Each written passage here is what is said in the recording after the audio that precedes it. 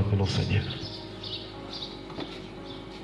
C'est une grâce que tu nous accordes encore ce matin, d'être dans ta présence, d'être à l'écoute de ta parole.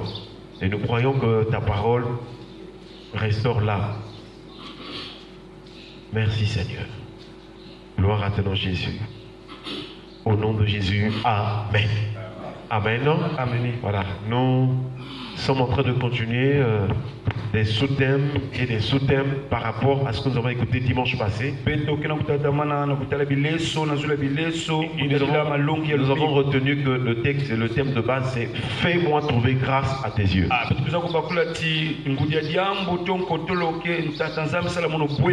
Et tout au long de la semaine, nous avons compris pourquoi la prière de Moïse. Pourquoi Moïse a touché une prière enfin, centralisée sur la grâce. Alors que la dispensation de Moïse était liée à la loi. En principe, dans la Bible, il y a une différence entre la loi et la grâce. Et nous voyons donc que Moïse étant un prophète, il y a des actes qu'il posait, c'était pour nous enseigner ce qui devait arriver. Le prophète voit en perspective, il voit dans l'avenir ce qui va arriver. Même s'il ne vit pas, donc même s'il n'arrive pas à vivre jusqu'à cette période ou à cette dispensation pour lesquelles il voit les choses qui vont arriver. Mais du moins il peut nous avertir. Il peut dire qu'il viendra un temps. Il y aura des choses qui vont arriver. Voilà le prophète.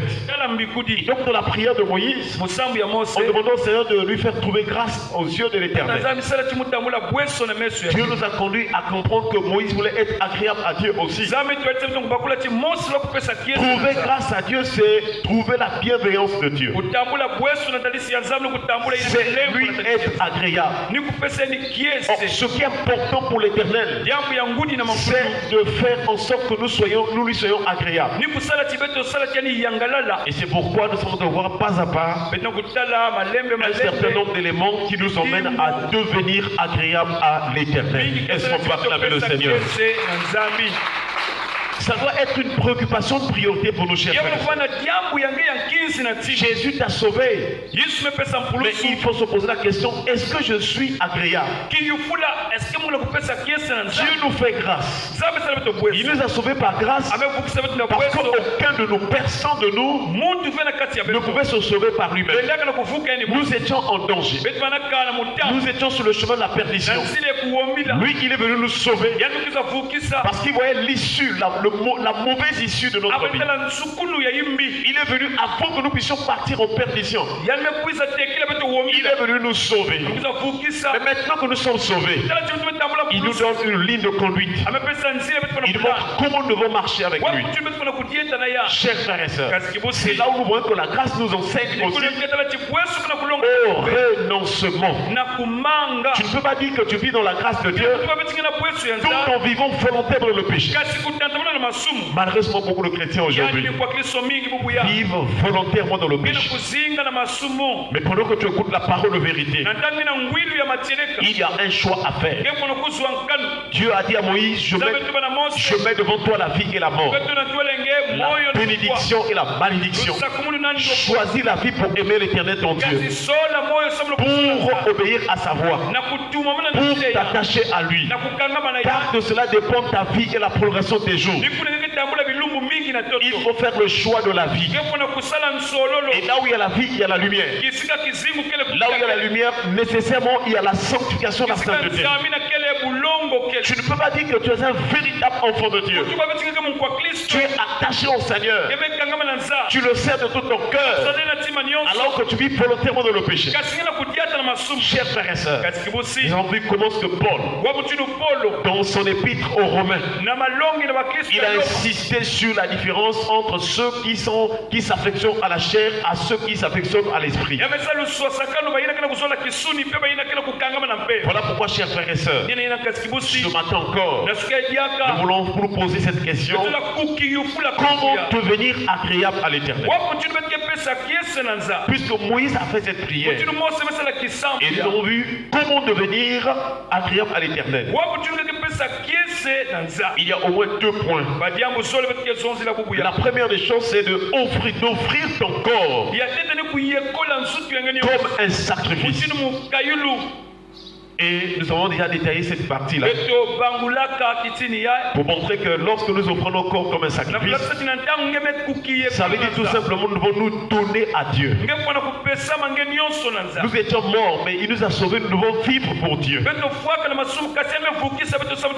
Le signe que tu es agréable à Dieu, c'est que tu dois accepter de mourir au péché et de vivre pour Dieu. Est-ce qu'on peut acclamer le Seigneur?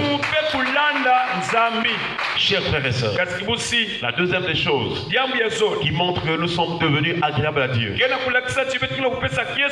toujours dans Romains. En tout cas, toute cette semaine, le Seigneur nous a conduit à parler sur Romains. Avec d'autres orateurs, nous avons touché le chapitre 6, le chapitre 8. Et donc, la deuxième chose, en dehors du fait que tu acceptes de t'offrir comme un sacrifice à Dieu, la deuxième chose qui prouve que tu veux devenir agréable au Seigneur, c'est de ne point se conformer au siècle présent. Toujours dans Romains, le chapitre 12, le verset 2. Il est écrit: ne vous conformez pas au siècle présent, mais soyez transformés par le renouvellement de l'intelligence, afin que vous discerniez quelle est la volonté de Dieu, ce qui est bon, agréable et parfait. C'est le chapitre 12 de l'épître aux Romains. Vous allez remarquer qu'au verset 1, il a touché un mot et le même mot se répète au verset 2.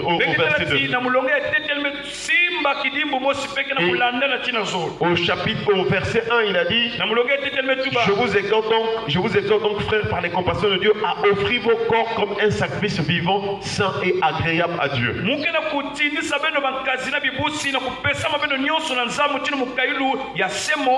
Le mot qui est répété dans les 2 versets, c'est le mot agréable. Est-ce qu'on peut acclamer le Seigneur? Lorsque nous nous offrons au Seigneur, nous devenons agréables à lui. Et deuxièmement, pour devenir agréable à Dieu, il faut accepter de se séparer des convoitises, se séparer de tout ce qui est ce monde. Nous vivons dans un siècle mauvais. Et c'est pourquoi Paul dit à Timothée que dans les derniers jours, il y aura des temps difficiles. Les hommes seront égoïstes, amis de l'argent, fanfarons, blasphémateurs, rebelles à leurs parents, insensibles, déloyaux, et toutes sortes de pratiques mauvaises. Et quand Paul disait cela, il voyait ce qui devait arriver. Nous sommes donc dans cette époque où la méchanceté a augmenté. Comme Jésus avait dit, ce qui arriva du temps de Noé arrivera pareillement. Et nous voyons aussi comment que les gens vraiment sont en train d'adorer encore la boisson. Parce que Jésus a dit que les hommes mangeaient, buvaient. Attention, chers frères et sœurs, nous sommes dans ce siècle mauvais et nous devons nous préparer pour le ciel. Mais pour aller enlever ou aller au ciel, il faut devenir agréable à Dieu en s'offrant à lui comme un sacrifice. Et aussi, chers frères et sœurs, nous ne devons plus nous conformer au siècle présent. Nous ne devons plus vivre comme les païens. Pierre leur exhortait le jour de la Pentecôte. Il dit: sauvez-vous de cette génération perverse. Sauvez-vous de cette génération perverse. Tellement de perversions. Aujourd'hui, pour trouver des gens qui ont une saine moralité, ça devient difficile. Chers frères et sœurs, pour devenir agréable à Dieu, la deuxième des choses à faire, c'est de ne plus se conformer, c'est de ne plus vivre, c'est de ne plus faire les choses comme le monde le fait. Et Paul nous montre comment vraiment s'abstenir de ces convoitises mondaines. Il parle de la transformation. Il dit mais soyez transformés. Et c'est ce qu'il a dit aux Corinthiens. Nous ne mourrons pas tous, mais tous nous serons changés. Est-ce qu'on peut acclamer le Seigneur? C'est possible que le Seigneur change ton cœur. C'est possible que le Seigneur te transforme. Tu avais des mauvaises pensées. Tu avais un mauvais cœur. Et quand tu viens à Jésus, il est capable de te changer. Il est capable de te transformer. Voilà ce à quoi tu dois aspirer. Lorsqu'on vient à l'église, lorsqu'on vient à Jésus, on ne doit pas repartir tel que nous sommes venus. Il faut qu'il y ait une régénération, une transformation, un changement. Tous les jours de ta vie, tu dois aspirer au changement. Et lorsque tu es changé, c'est alors que tu vas vivre de nouvelles choses. Car si quelqu'un est en Christ, il est une nouvelle créature. Les choses anciennes sont passées. Pose-toi la question dans ta vie. Depuis que je prie, quelles sont les choses anciennes? Quelles sont les choses du monde? Quelles sont les vieilles habitudes? Quel est le mauvais comportement pour lequel on me faisait des reproches? Qui a changé? Qui a quitté mon cœur? Malheureusement, beaucoup de gens, ça fait déjà des années qu'ils sont dans l'église. Rien ne change. Nous nous exhortons ce matin à chercher à être transformés. Et Paul commence à dire transformé par le renouvellement de l'intelligence. Le premier niveau de ta vie, le premier domaine de ta vie, la première dimension de ta vie dans laquelle tu dois être transformé, c'est l'intelligence. L'intelligence se trouve au niveau de la conscience. L'intelligence se trouve au niveau donc de l'esprit. C'est là où tu réfléchis. C'est là où tu penses. Et le Seigneur te dit, tu dois d'abord accepter à ce que tu sois changé, transformé dans ton esprit, dans ta manière de penser, afin que si les forteresses sont écroulées, anéanties, que tu saches discerner. Il dit afin que vous discerniez quelle est la volonté de Dieu. Cela veut dire que lorsqu'une personne est transformée, il peut maintenant savoir, il peut connaître la volonté de Dieu. Pour la plupart du temps, le diable ment les gens. Il fait croire aux gens les choses, mais qui ne sont pas de la volonté de Dieu. Il désaxe les gens, il emmène les gens à côté de la volonté de Dieu. J'allais dire en dehors de la volonté de Dieu. Tous les mensonges et toutes les ruses que le diable propose aux hommes, c'est pour les écarter de la volonté du Père. Or, pour que tu sois agréable au Seigneur, pour que tu sois agréable à Dieu, tu dois nécessairement faire sa volonté. Est-ce qu'on peut acclamer le Seigneur? Chers frères et sœurs, il dit afin que vous discerniez quelle est la volonté de Dieu. Tous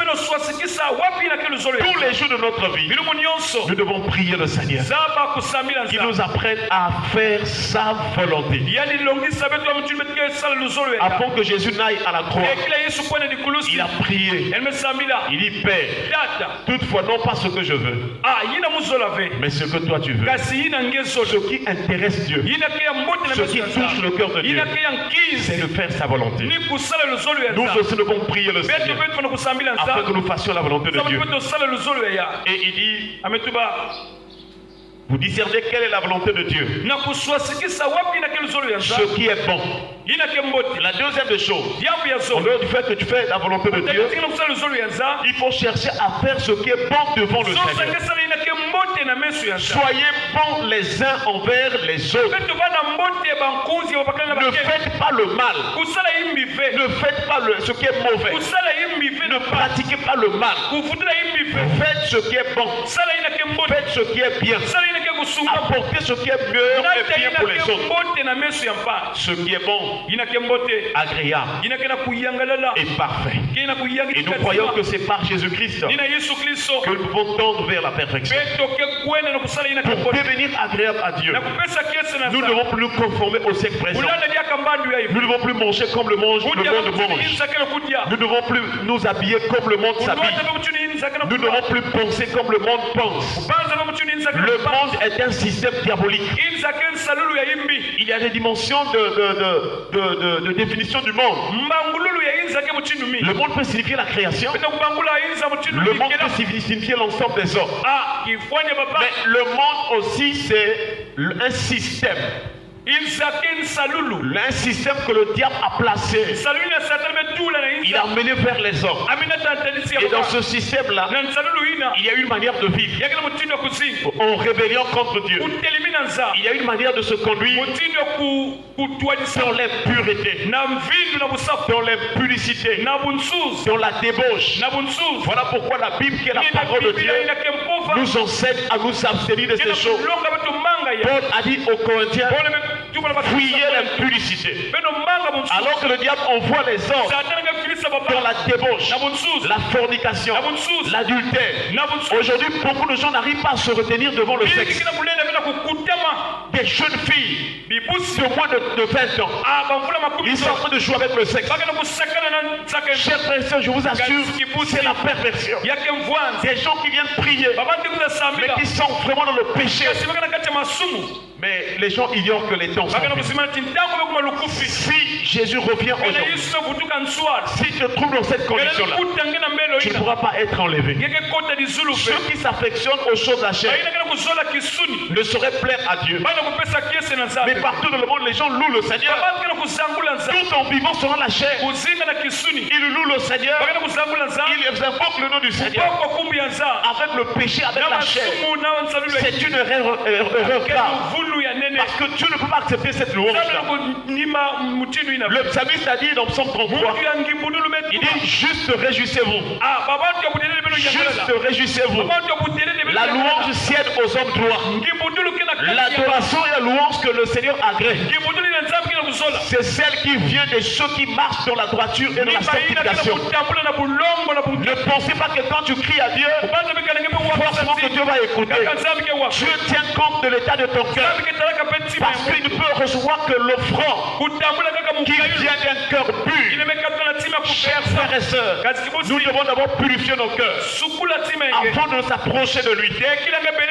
Nous devons nettoyer nos mains pécheurs avant de nous approcher de lui. Car Jésus a dit, ce n'est pas tout ce qui me dit Seigneur, Seigneur qui entreront, mais c'est celui qui fait la volonté du Père. Est-ce qu'on peut acclamer le Seigneur? Quel est ton état spirituel ce matin?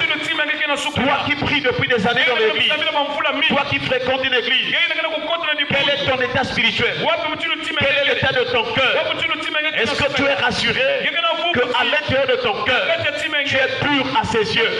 Tous les jours, Dieu nous donne la parole. Pourquoi Dieu donne à ses serviteurs de prêcher la parole? Parce que Dieu sait que la parole purifie. Jésus a dit dans Jean chapitre 15, déjà vous êtes purs. Déjà vous êtes purs à cause de la parole que je vous ai annoncée. Alléluia. Si tu veux que ton corps soit purifié, laisse la parole de Dieu te laver. Laisse la parole de Dieu te laver. Laisse la parole de Dieu te purifier à l'intérieur de toi. C'est-à-dire, vis selon la parole de sanctification et de sainteté que tu reçois. Et malheureusement, comme les gens ne veulent pas se sanctifier, ce qui s'ensuit, c'est la souffrance, les douleurs, les maladies et toutes sortes de difficultés. Parce que quand les gens pêchent, les démons ont la force d'agir dans la vie des gens. Je vous assure, si tu te sanctifies, si tu t'abstiens de la débauche, le Seigneur sera avec toi. Et ce qu'il avait dit pour toi va Nous devons donc devenir agréables. Que signifie le mot agréable? Agréable veut dire qui fait plaisir. Est-ce qu'on peut acclamer le Seigneur? Est-ce que tu fais plaisir à l'Éternel? Est-ce que tu fais plaisir aux autres? Par ton attitude, par ta manière de vivre. Est-ce que tu fais plaisir aux autres? Par rapport à ta manière de se conduire. Chers frères et sœurs, ce qui est agréable, c'est ce qui agrée.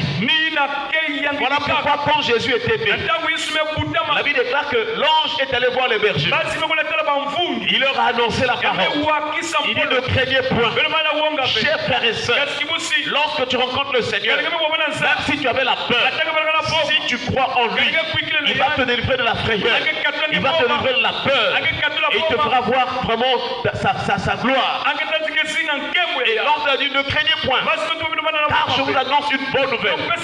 C'est qu'aujourd'hui, dans la vie de David, il vous est né un sauveur qui est le Christ. Est-ce qu'on peut acclamer le Seigneur?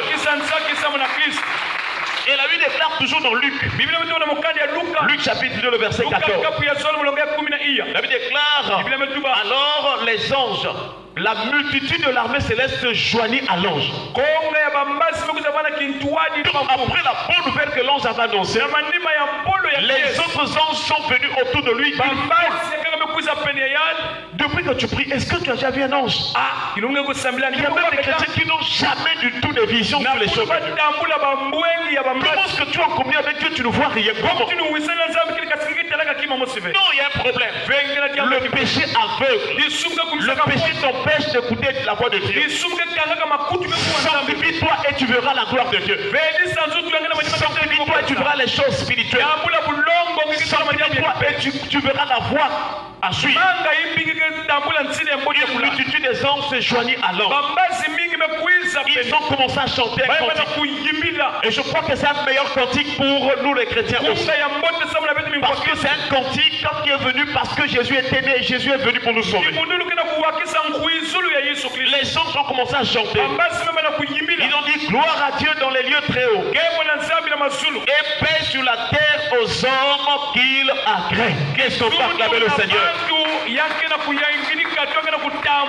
Gloire à Dieu dans les lieux très hauts. Et paix sur la terre aux hommes qui l'aiment, aux hommes qui lui sont agréables, aux hommes, aux personnes qu'il avait prédestinées. Chers frères et sœurs, est-ce que tu es agréable à l'Éternel? Si tu deviens agréable à Jésus, tu auras cette paix. Parce qu'il dit paix aux hommes qui l'agréent. Alléluia. Si tu vas avoir la paix dans ta vie, dans ton foyer, dans toutes tes voies, tu dois chercher à devenir agréable à Dieu en s'offrant en lui comme un sacrifice. Et aussi, chers frères et sœurs, tu ne dois plus te conformer comme au siècle présent, mais tu dois accepter d'être renouvelé dans ton intelligence. Être agréable à Dieu. Voilà la prière que tu dois faire tous les jours. Seigneur, donne-moi de t'être agréable. Purifie mon cœur, Seigneur. Apprends-moi à me consacrer. Apprends-moi à te rendre un culte raisonnable. Seigneur, purifie mon esprit, mon âme, mon être entier. S'il te plaît, Seigneur, je me donne tout entier à toi. Donne-moi de mourir au péché et de vivre pour Dieu. Chers frères et sœurs, le sacrifice agréable, c'est celui aussi qui nous rappelle ce qui se passait dans l'Ancien Testament. Et dans Lévitique, on l'appelle l'Holocauste. Lorsqu'on faisait l'Holocauste, on prenait l'animal, on tuait l'animal, on égorgeait l'animal, on le coupait par morceaux. Et jusqu'à ce qu'on pouvait laver aussi ces morceaux-là. Et on pouvait placer l'animal sur l'autel. Et la Bible déclare, et le tout était brûlé sur l'autel. C'était un sacrifice agréable à l'Éternel. Est-ce qu'on peut acclamer le Seigneur? Si dans l'ancienne alliance c'était un animal, Dieu voulait nous enseigner le sacrifice de notre vie. Commençons par le sacrifice de Christ. Jésus aussi, quand il est arrivé, il a accepté d'être brisé. Il a accepté de mourir. Il s'est offert volontairement. Chers frères et sœurs, et il nous a réconciliés avec le Père. Pour devenir agréable à Dieu, tu dois accepter le prisme. Tu dois renoncer à l'orgueil. Tu dois accepter l'humilité. L'humilité et la douceur. C'est le signe du fardeau de Jésus. Le signe que Jésus vit en toi. Tu dois être un homme humble et doux. Le prisme nous donne de devenir agréable à Dieu. Le dépouillement. Accepter d'abandonner ton ancienne vie. C'est ce que Paul a dit aux Éphésiens. Mais vous, ce n'est pas ainsi que vous avez appris Christ. Si vous l'avez entendu, si vous avez été instruit, et il dit à vous dépouiller par rapport à votre vie passée. À vous dépouiller par rapport à votre vie passée. Et à revêtir l'homme nouveau. Est-ce qu'on peut acclamer le Seigneur?